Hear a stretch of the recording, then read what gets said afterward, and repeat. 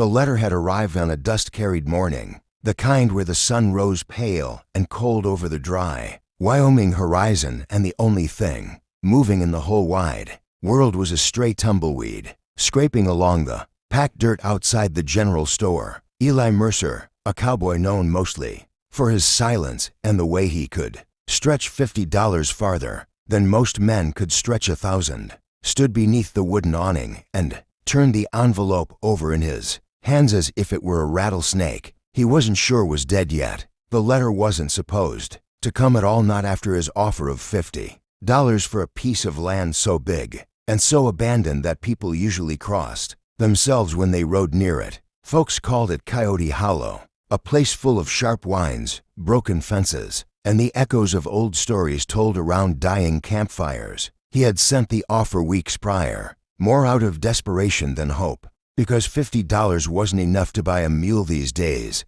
let alone a ranch. But the letter in his hands had his name scrawled on it in a shaky script that whispered old age, or old fear, or both. He opened it right there on the street, the paper brittle like it had been waiting decades to be touched. Inside was a single sentence written by a woman named Eleanor Price, the documented owner of the hollow, a woman so reclusive most people weren't sure she truly existed. The sentence read, "If you can mend what is broken, the land is yours," and below it, in a surprisingly neat hand, paid in full, signed Eleanor Price. Eli stared at the words, turning them over in his mind the same way he turned over claims of gold in creeks that hadn't seen gold since the earth cooled. He folded the letter, tucked it away, and decided it didn't matter whether the offer was absurd or the deal a trick. This was the closest thing to a chance he'd had in years. So he bought jerky, coffee grounds, a new canteen, and a box of cartridges,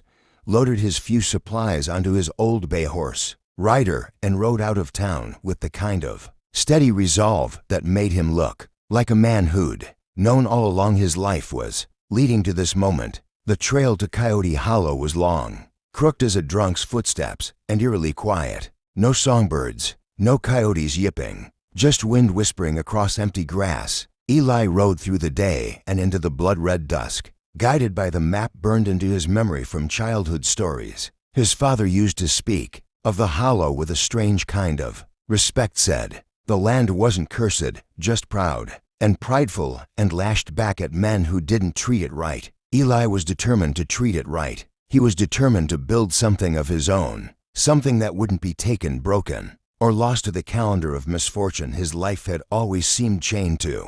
When he reached the property line, marked only by a leaning fence half swallowed by wild sage, the sun had dipped low, casting the world in bruised purple and copper light. The ranch house was a silhouette against the sky, half-collapsed roof, broken windows like empty eyes, and a porch that sagged under the memory of better years. It was beautiful to him. It was possibility. It was a place where a man could carve out a future. He set up camp a little ways off, deciding he'd tackle the house in daylight. Ryder snorted at the wind, and Eli patted the horse's neck, reassuring him even though he wasn't entirely reassured himself. There was a strange feeling about the hollow, like someone else was there, watching, breathing, listening. But Eli had spent too many nights in too many lonely places to let it shake him. He boiled coffee over a small fire, ate jerky in silence, and lay beneath the starlit sky thinking about the letter, about Eleanor Price, and about whether the land itself really needed mending, or if it was the man who owned it who needed that instead. He woke before dawn, packed up camp, and walked toward the ranch house with his toolbox in hand. The boards creaked under him, the porch threatening to drop his weight through rotted wood at any moment. He tested each step carefully, whispering to the place like it was an old mule, "Easy now. I ain't here to hurt you inside." Dust motes floated in shafts of pale light that cut through the broken windows. The air smelled of dry wood, old memories, and the long abandonment of human touch. Where furniture once stood, there were only outlines marked on the sun-bleached floor. Where pictures once hung, there were only nail holes and faint squares of darker paint. Eli spent the morning pulling down loose boards, clearing out debris, and fixing the front steps. Sweat streaked his brow. His shirt stuck to his back, but he worked like a man with a purpose planted deep in him because he was. By midday he was thirsty, dust-choked, and thinking about the river he'd seen on the ride in, a thin silver line of water cutting through the western side of the property like a vein. He decided he'd fill his canteen there, cool off, and get a better look at the land he'd somehow, unbelievably, come to own. The walk took 15 minutes, the sun climbing higher, the cicadas humming loud enough to shake the air itself. As he neared the river, he heard something. Unusual voices, soft, melodic, laughing. Eli slowed his step. Voices out here made no sense. No ranch hands, no travelers, no settlers passing through. He crouched instinctively, moving carefully between pin pines and cottonwoods until he reached the riverbank, and then he froze. 3 women, Apache women, grown, confident, and unbothered by the world, were bathing in the shallow water, their long dark hair shining wet in the sun, their movements unhurried and full of the ease of people who belonged deeply to the land they stood upon. They weren't children. They weren't startled. They weren't doing anything but existing freely in the river, talking quietly in a language Eli recognized but could not understand. They had not noticed him yet, and he felt a spike of alarm, not at them, but at himself. A cowboy stumbling upon bathing women was the kind of situation men got killed over, and rightly so. He stepped back, meaning to retreat before they ever knew he was there, but his boot snapped a dry branch underfoot. The sound cracked like a gunshot. All 3 women turned at once, sharp, swift, alert, their eyes locked onto him with the focus of hawks. Eli raised both hands immediately, palms out, his voice steady despite the sudden rush of panic.